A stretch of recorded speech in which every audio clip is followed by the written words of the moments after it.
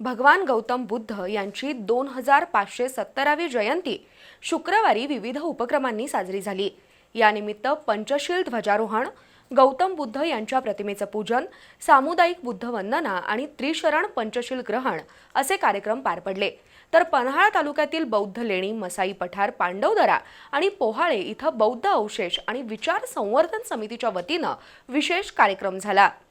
जगाला शांतीचा संदेश देणाऱ्या भगवान गौतम बुद्ध यांची शुक्रवारी 2570वी जयंती साजरी झाली।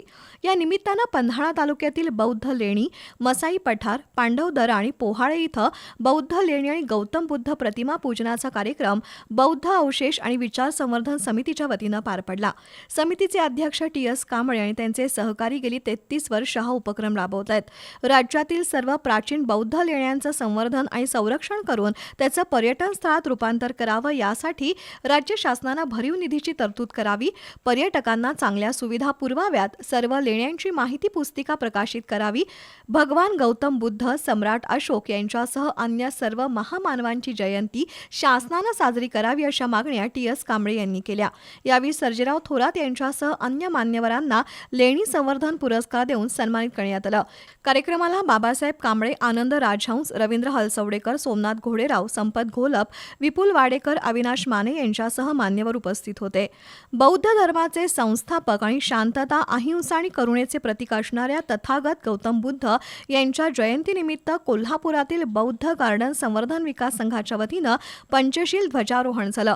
डॉक्टर अरुण धुमाळे यांच्या हस्ते ध्वजारोहण करून गौतम बुद्ध यांच्या प्रतिमेचं पूजन करण्यात आलं। त्यानंतर सामुदायिक बुद्ध वंदना आणि त्रिशरण पंचशील ग्रहण करण्यात आलं। यावेळी सुखदेव बुद्ध्याळकर, रंगराव पांडे, ज्योती डोंगरे, आशा रावण, अशोक चंदनशिवे, आनंद भोजने, सुरेश नागटिळे उपस्थित होते। तर कसबा बोवडा इथल्या डॉक्टर बाबासाहेब आंबेडकर नगरमध्ये बुद्ध पौर्णिमा उत्साहात पार पडली। आदर्श मित्रमंडळ प्रणित एकता ग्रुप यांच्या वतीनं आकर्षक बुद्ध मूर्तीचा देखावा उभारण्यात आला होता। या देखाव्याचं उद्घाटन डॉक्टर सदानंद राजवर्धन यांच्या हस्ते आणि अभिनंदन सरपोतदार, विशाल मछले, अविनाश कांबळे, जितेंद्र कीर्तीकर यांच्या उपस्थितीत करण्यात आलं। दिवे लावून भगवान बुद्धांना अभिवादन करून सार्वजनिक बुद्ध वंदन आणि प्रार्थना झाली। याशिवाय कोल्हापूर शहरातील विविध संस्था आणि संघटनांनी बौद्ध जयंती साजरी केली।